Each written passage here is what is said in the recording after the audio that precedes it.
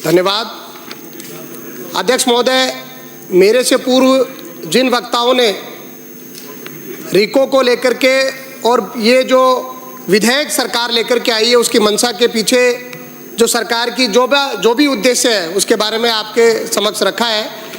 मैं भी आपसे निवेदन करना चाहता हूं कि रिको का मुख्य उद्देश्य प्रदेश में जो उद्योग हैं उनमें भूमि का अधिग्रहण, रोड, पानी, बिजली और उनको मूलभूत सुविधाएं देने का है। रिको केवल डेवलपिंग एजेंसी है और रिको को आप ऐसे अधिकार देना चाहते हो, कोई ना कोई बड़ी मंशा सरकार की इसके पीछे लग रही है। और मैं हरिमोहन जी की बात का समर्थन करते हुए कहना चाहता हूं कि रिको, क्योंकि आज से पहले हम देखते थे कोई रिको की ज़मीन अगर सरकार ने उसको दी है तो उसका पर्पज इंडस्ट्रियल औद्योगिक है और औद्योगिक पर्पज जब पूरा हो गया और आज आप उसको कह रहे हो कि उसका लैंड यूज चेंज कर देगा, रिको को ऐसा पावर दे रहे हो, एक संविधान से ऊपर उसको दर्जा देने का आप काम कर रहे हो। जो पिटीशन सुप्रीम कोर्ट में लगी और जिस अराफात कंपनी की बात, कोटा की अराफात कंपनी की बात हरिमोहन जी ने करी, जिस पिटीशन को सुप्रीम कोर्ट ने खारिज कर दिया,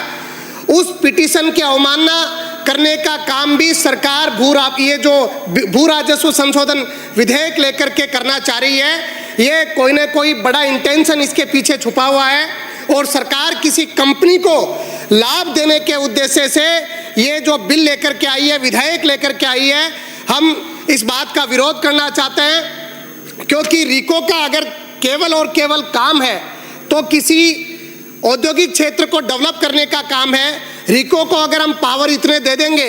तो फिर इसके बाद तो आने वाले समय में जो जमीन है वो बचेंगी नहीं और जिनकी कीमतें, क्योंकि आज औद्योगिक कोई इकाई है उसकी एक कीमत अलग है और उसका लैंड यूज अगर आप चेंज कर देंगे, उसको व्यावसायिक में कर देंगे, कॉलोनी डेवलप कर देंगे, तो उसका जो लोगों को आप फायदा देने का काम करना चाहते हो, अपने मन मर्जी से लोगों को लाभ देने का काम करना चाहते हो। और जो कोटा की 271 एकड़ जमीन की जो बात है इसके पीछे, वो कहीं ना कहीं मेलाफाइड इंटेंशन सरकार का इसमें है। सरकार किसी को लाभ देने के उद्देश्य से रिको को इतने पावर देना चाहती है, जो कि गलत है। ये जो आज आप विधेयक लेकर के आए हैं, ये राजस्थान के साथ अन्याय है, राजस्थान की जनता के साथ अन्याय है। विपक्ष इसको कतई बर्दाश्त नहीं करता और हम चाहते हैं कि रिको का जो उद्देश्य था, क्योंकि 1969 में रिको की स्थापना हुई, तब से लेकर आज तक रिको का केवल उद्देश्य सीमित है और उसको असीमित शक्तियां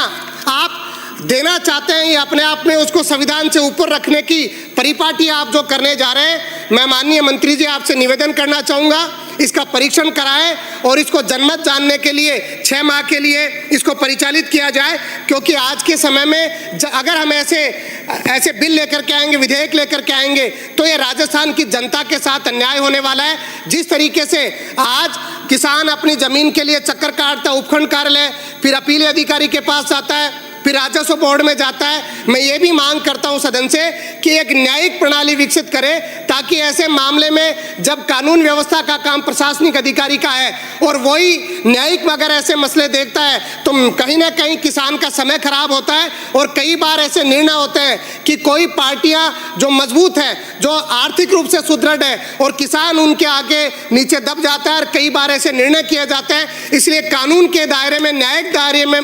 ये जो राजस्व के जितने मामले हैं उनको न्यायिक दायरे में लाया जाए और आरजेएस की तर्ज पर कोई ऐसी एक एजेंसी बना करके, एक ऐसा न्यायिक अपीली अधिकारी बना करके उनकी सुनवाई की जाए। बहुत बहुत धन्यवाद। श्री रफीक खान,